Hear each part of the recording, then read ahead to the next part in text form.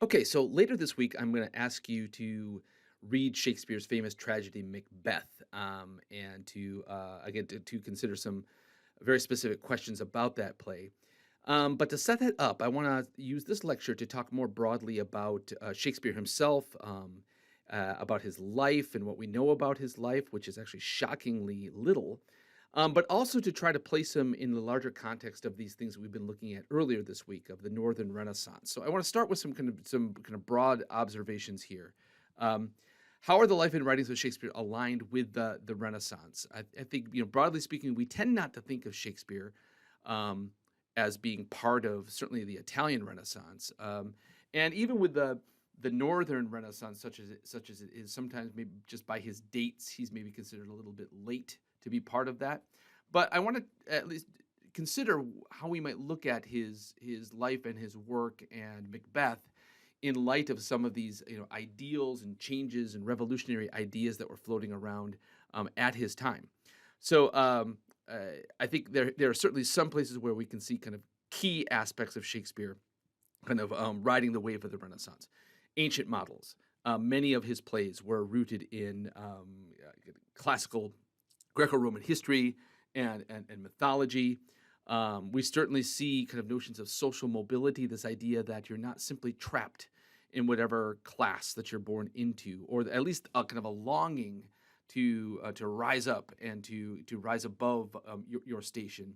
And many of his plays and his comedies suggest that that might be possible for those with who are clever enough and connected enough to do so.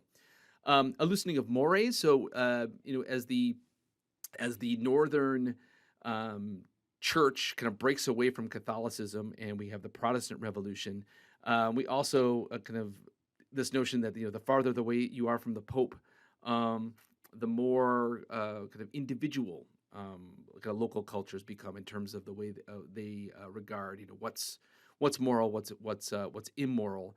And so there's a kind of a maybe we best describe it as kind of a growing secularism.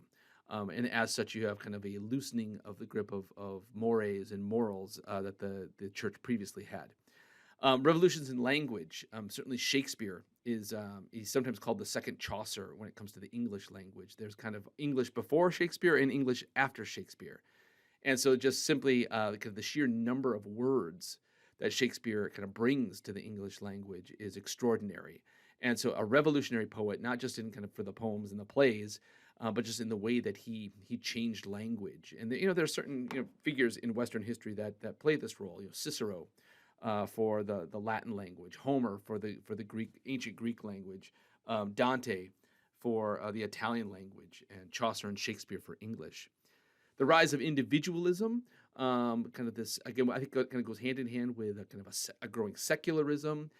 Again, like with the previous lecture we were talking about, we're starting to kind of lean towards those kind of an Enlightenment, revolutionary ideas of individual autonomy, and looking at human beings as individuals first and parts of groups second. So even in Shakespeare's plays, this emphasis on romantic love, which colors so many of his comedies and tragedies.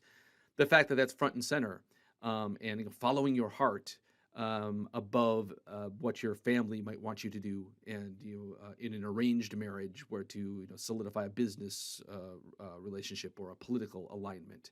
No, it's about what the heart wants, what the heart wants. Changing role and voice of women. Certainly, a focus of on women characters in Shakespeare's play is extraordinary compared to what went before, despite the fact that, as I'm sure many of you know, um, the actors in the Shakespearean theater during his day were exclusively masculine, and so you had men playing female roles. But just in terms of the character themselves, kind of an extraordinary. We haven't seen the kind of focus on women and the voices of women and the tragedy of women and the thought of women since Euripides did it for the ancient Greeks hundreds, thousands of years before. All right. Now, what do we know about Shakespeare? Strikingly little when it comes down to it, and it's I find it so interesting that this playwright who's been so influential, not just in the English language and in the Western tradition, but around the world. His plays have been translated into nearly every living language around the world. just massively influential. But when it comes down to what do we know about his life, there are these huge gaps. And so I'll kind of present to you kind of briefly kind of a sketch of his life and call attention to some of the mysteries still surrounding him. So we have his work, of course, 38 plays, 154 sonnets, two long narrative poems, and a few other kind of scraps of verse. So it's a heavy output, particularly when it comes to his dramatic works. But and people, because of the lack of kind of biographical information about Shakespeare, scholars will kind of mine his dramatic works for what they take to be biographical details, and that can often lead you into trouble. It leads, at least at the best, kind of leads you down into kind of deep speculation. Yeah, his plays, as I've said, have been translated into every major living language and are performed more often than those of any other dramatist around the world. Still, now about 400 years after his death. In terms of his biography, he's born in Stratford upon Avon, kind of a small town in central England on the British Isles. At age 18, he marries Anne Hathaway. So fairly young maybe not so young for him at the time, but what's also extraordinary is that Anne Hathaway, his wife, was 26. She was 8 years older than he was, and she was also 3 months pregnant at the time of their marriage. So against the grain, and maybe not more than a little bit scandalous as well. We know that he leaves Stratford for London around age 21, where he begins work as an actor, a writer, and a part owner in a burgeoning theater company. But trying to fill in the gaps is very difficult along the way. So here's Stratford, right there, kind of in the central part of Britain here. All told, not that far from London. Of course, it's London with the Globe Theatre is where he makes his name. Here's a picture of the house where he was born, where he grew up. We know that he was the third of 8 children of his parents, John Shakespeare and Mary Arden. His father sold gloves and seems to have been fairly successful, though he falls in hard times and the business the bottom drops out from him. The saving grace was that his mother came from a fairly wealthy family, and so it seems that he was never poverty-stricken or really hurt for material needs in his upbringing. We know almost nothing specific about his education. We assume that because of the proximity, there was a school, the King's New School, which was just a block away, a couple blocks away from his house, was a very good school, and it focused on ancient Latin, the Greeks and the Romans and the classical authors. And so the assumption is that he must have gone there, and that this is where he got his knowledge about Julius Caesar and Antony and Cleopatra, and was steeped in kind of the great works of Greco-Roman antiquity. And then it spills out into his plays as well. One of the mysteries about Shakespeare is that there's little to no evidence that he traveled outside of England, and so where did he get all of this knowledge about setting his plays in Verona in Italy and this precise kind of geographical and cultural knowledge, and those kinds of speculations have led people to believe that maybe Shakespeare didn't write his own plays. Again, we don't have the time and space to look into those kind of conspiracies. But there's because of these gaps, whenever you have kind of gaps in a biography of the story of someone as renowned and famous as Shakespeare, people are going to fill those gaps. And I'm not saying that this is just kind of pure conspiracy. I think there are some interesting and important questions to be raised. But there are many theories out there that Shakespeare did not indeed write his plays, and the number of names have been put forth as kind of the real deal. And for some reason, Shakespeare became the face of these, the author, the face of the author, but the real work was done by other poets. But I'm getting ahead of things. So by age 21, he was married with 3 children, a daughter Susanna, and twins Hamnet, no, not Hamlet, but Hamnet and Judith. And his son tragically dies very young at age 11 of unknown causes. And so somewhere along the line, he moves to London between 1585 and 1592. Again, one of these big gaps, the so-called lost years of Shakespeare's life. What happens? We know that something prompts him to leave Stratford and come to London. And again, there's lots of kind of quasi-mythological stories that he was sought out. He was wanted for deer poaching, and he flees town to escape arrest. One is that he was teaching in a local school, but again, his genius was too big for that lowly position, and he was frustrated. Um, he joins a theater in London at the lowest rung. He's just there, minding the patrons, the visitors' horses. So it starts at the very bottom, and then he kind of climbs his way to the very top. Um, we're not sure when he begins writing. By 1592, it seems that a number of plays seem to be already written and being staged. His name shows up in kind of the local tabloids. London has a long history of kind of scathing press, and Shakespeare's name shows up in not flattering ways. He's well known enough that people can mention his name and attack his latest play, and it seems the assumption that people who would be reading this would know who they were talking about. 1599, his partnership. He's somewhere along the line, he becomes part of a kind of a theater group and a theater production partnership.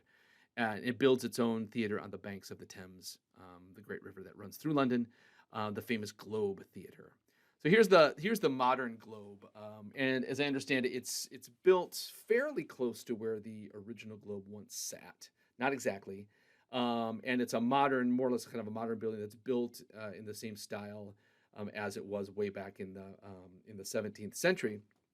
And it's meant to, they stage all kinds of plays there, Shakespeare, of course, but many other revivals and such. And the experience of seeing a play there is meant to kind of replicate what it would have been like seeing a play in Shakespeare's own day. So a couple of the photographs here. So we have kind of the semicircular area. These would have been actually the cheap seats for what we'll call the groundlings, where no seats, you had to stand for the performance. It's kind of like reminds me of a general admission rock concert, right? You buy your ticket and you get close to the stage. But the wealthy, the more elite patrons would have the covered seats, seats to begin with, but covered here, and to protect them from the elements. This area of the stage is open to the elements up here. There's no roof over the Globe, and so if there was rain or snow, the groundlings simply had to put up with it. And then a stage jutting out into that kind of standing room only area.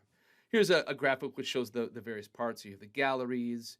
You have kind of a proscenium, a kind of a jutting out stage held up by pillars. A balcony up here. Again, you can picture the famous balcony scene from Romeo and Juliet, where Juliet would have been up here, again, played by a male actor, and then Romeo down here. An upper gallery where the musicians would have sat accompanying the play, and so on and so forth. You can pause on this and take a look at this on your own if you wish to do so.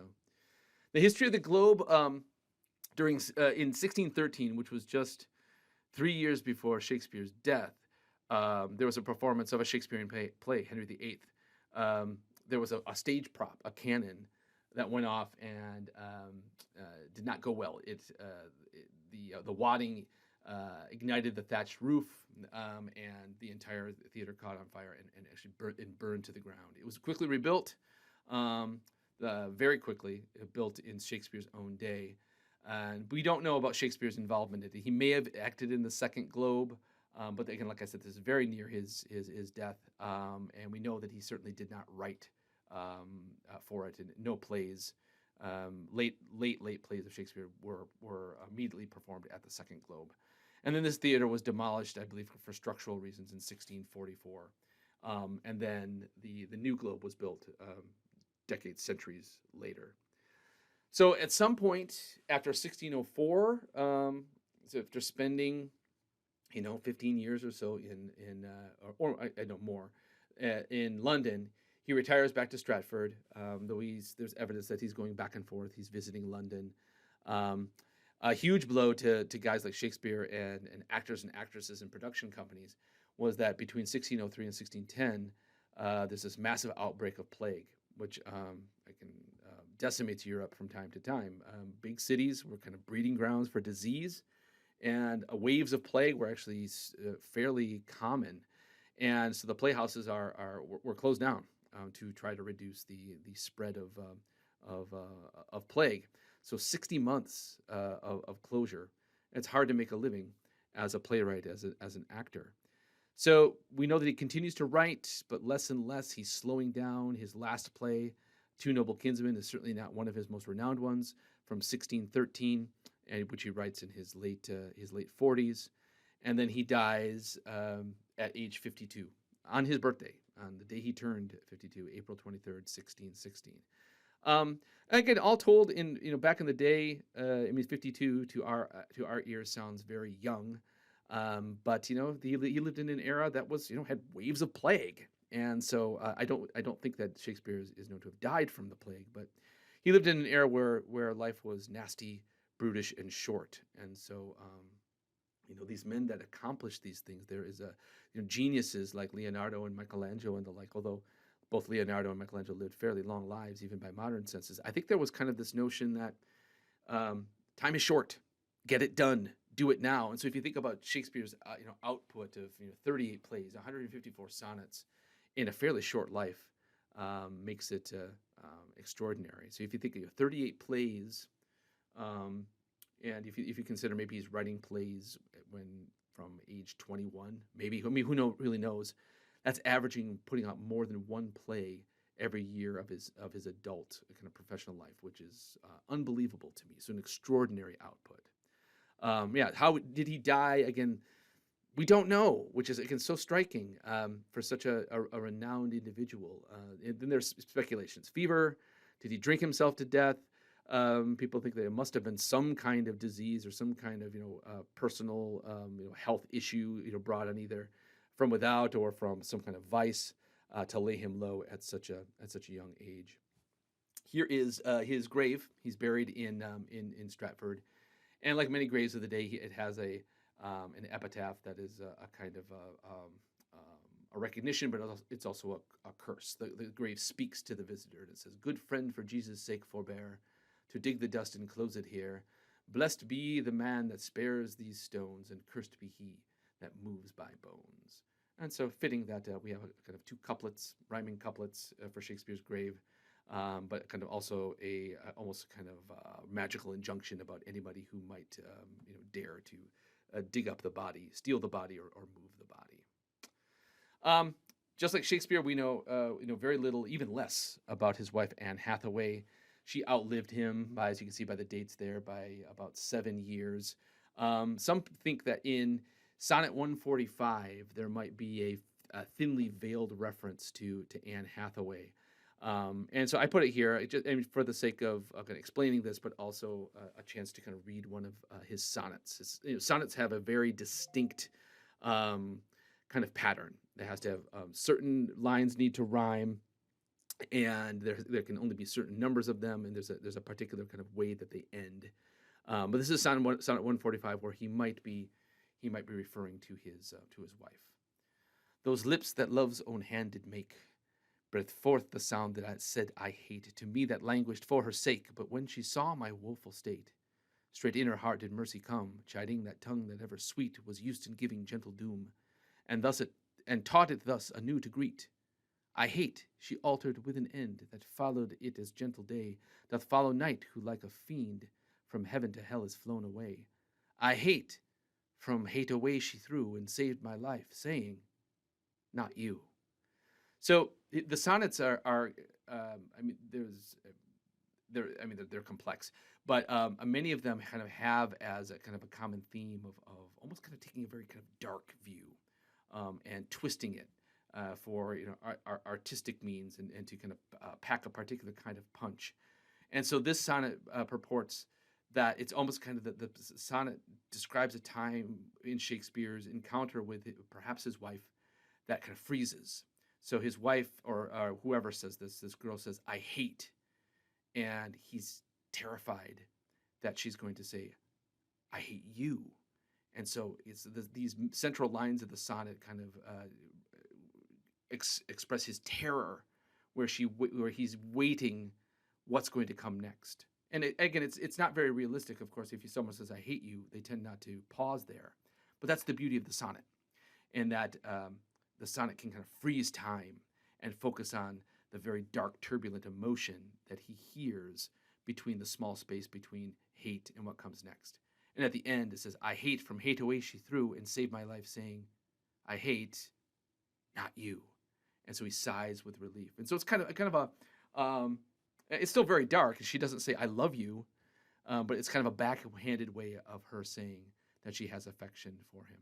And so some see in this phrase here, "I hate from hate away," might be a fairly clever way of kind of referring to Hathaway, and so it's a nod, a wink towards his wife. All right. Go ahead, and I think there's another lecture available that introduces a short lecture introducing kind of the basics of Macbeth. Tackle that play, and I will also be sending around. I hope it works via Google Drive, a globe production of Macbeth, which is extraordinary, and I highly encourage you to watch it. It's just a great experience, a much better experience than simply just sitting there and reading a play silently. These plays were not meant to be read silently; they were meant to be performed and seen. All right, I will see you guys soon.